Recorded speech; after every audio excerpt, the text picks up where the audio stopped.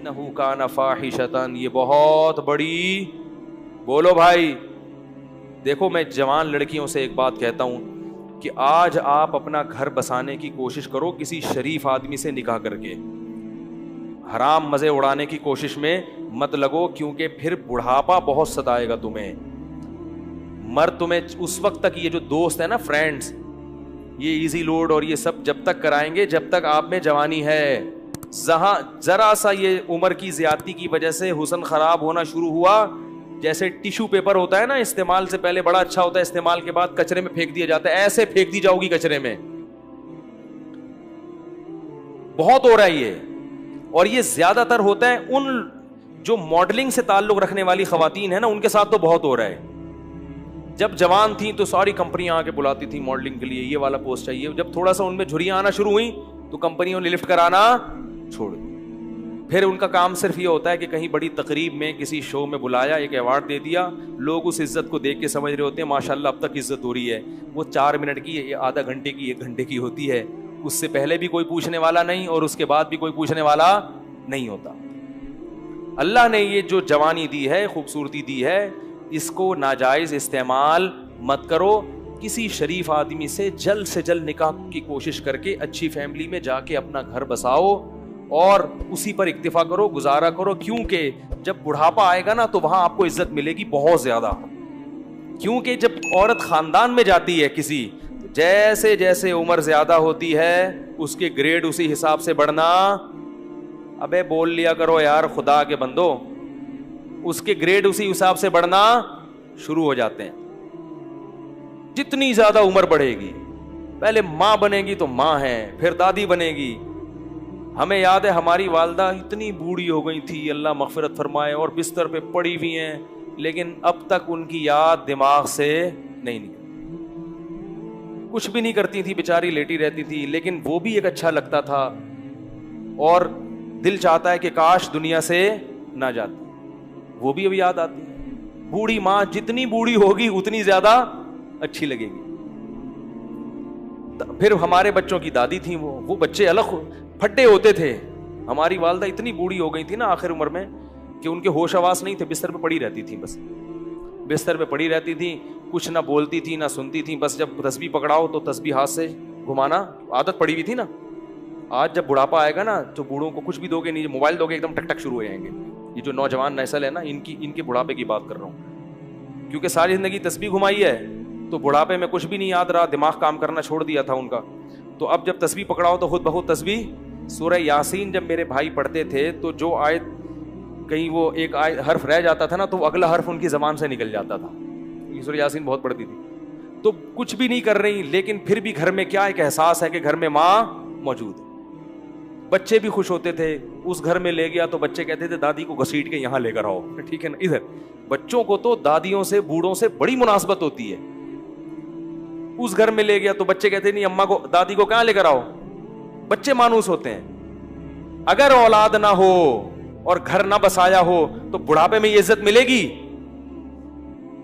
محلے والے پوچھیں گے کیا؟ یا وہ اگر کوئی خاتون نے جوانی میں ماڈلنگ کی ہو تو کیا بڑھاپے میں کمپنیاں اس کو یہ پروٹوکول دیں گی؟ شکر ہے یار نہیں دیں گی نا. انہوں نے جواب دیا نہیں دیں گی. تو اس لیے یہ رنگ رلیوں پہ زمانے کی نہ جانا اے دل، یہ خزاں ہے جو بانداز بہار آئی ہے. اور یہ بھی یاد رکھو، جہاں اللہ نے عورت کو حسن بہت زیادہ دیا نا، اللہ عورت سے یہ حسن چھینتا بھی بہت جلدی ہے. مرد بہت دیر سے بڈھے ہوتے ہیں، عورتیں بہت جلدی بوڑھی ہو جاتی ہیں. مرد تو 40 سال میں تو پتہ چلتا ہے کہ آدمی بنا ہے. یہ تو مشاہدہ، ایک میڈیکل سائنس کی ایک حقیقت ہے اور مشاہدہ بھی ہے. 40 سال میں جب آدمی قدم رکھتا ہے نا تو قرآن کہتا ہے حتی اذا بلغ اشدہ، یہاں تک کہ اپنی بھرپور طاقت کو پہنچتا ہے. تو 40 سال میں تو مرد آدمی بنتا ہے اور زور پیدا ہوتا ہے اس کی آواز میں، اس کی چال میں.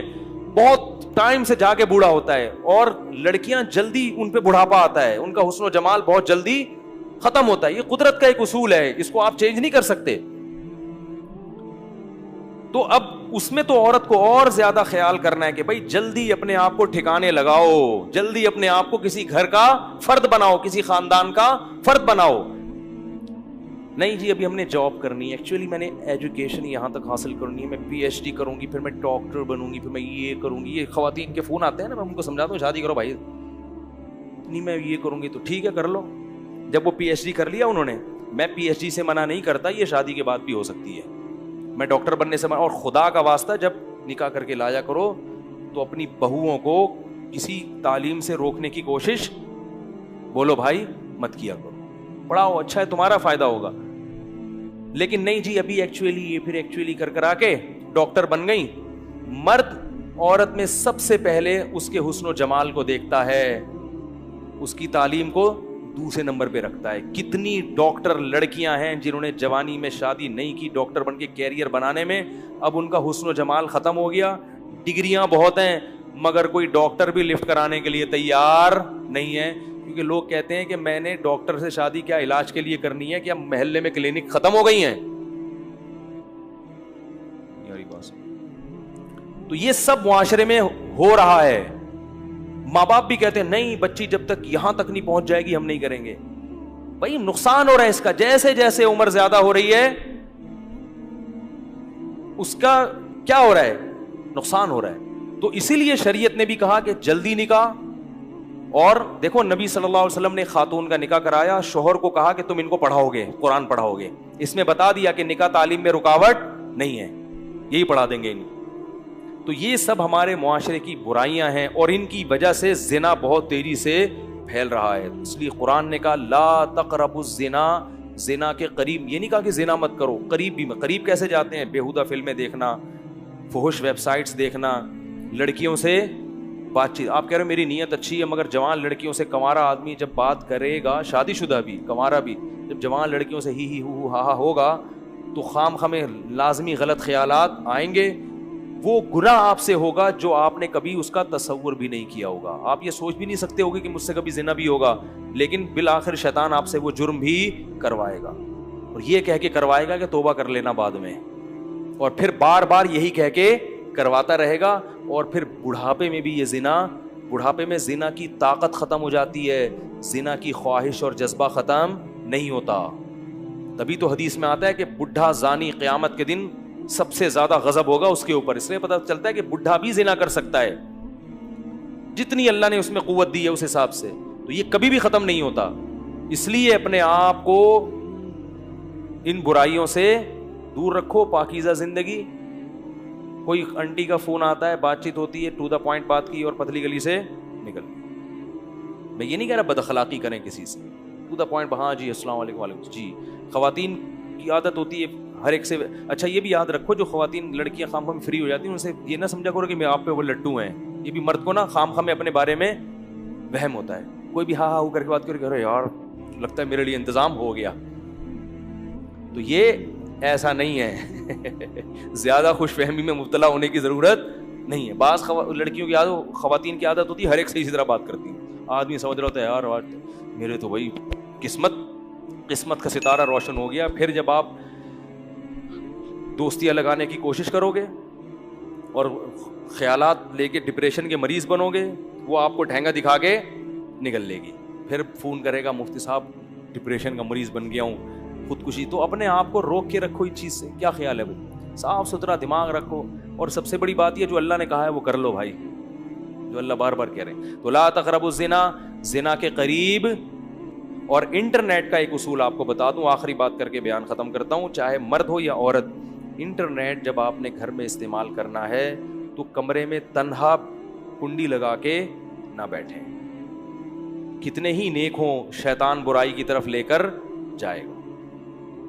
استعمال تو آج کل سبھی کو کرنا پڑتا ہے, ضرورت ہے. تو انٹرنیٹ ایسی جگہ پہ کمپیوٹر رکھا جائے جہاں سب کا آنا جانا, یہ گھر کے سربراہ کی ذمہ داری ہے. بھائی کمپیوٹر یہاں لاؤنج میں ہوگا, سب آ جا سکتے ہیں, جس نے کام کرنا ادھر سامنے بیٹھ کے کرے, ٹھیک ہے نا. اور روم میں اگر ہے تو اس میں کنڈی لگانے کی اجازت بولو بھائی نہیں, دروازہ کھلا رہے گا. تو اپنے اوپر اعتماد نہ کرے انسان. اور ویسے بھی جب کبھی بیٹھو تو گھر کے کسی فرد کو ساتھ بیٹھا لو, اکیلے کیوں بیٹھتے ہو؟ کیا خیال ہے بھائی, کوئی شاعری دیکھنی ہے انٹرنیٹ پر, بیگم کو ساتھ بیٹھا لو.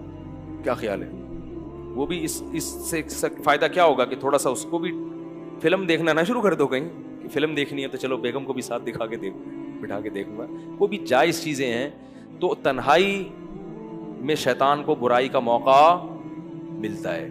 تو اللہ نے یہ نہیں کہا کہ زنا مت کرو، بلکہ کہا زنا کے قریب بھی مت جاؤ، کیونکہ اللہ کو معلوم ہے کہ جو قریب جاتا ہے وہ اس برائی میں پڑ جاتا ہے. کہ جوان سے ساتھ بیٹھی ہے، سلام دعا کی، خیریت، اپنا کام میں لگ، میں گھر تک چھوڑ کر آ جاؤں آپ کو، اس تکلف کی ضرورت؟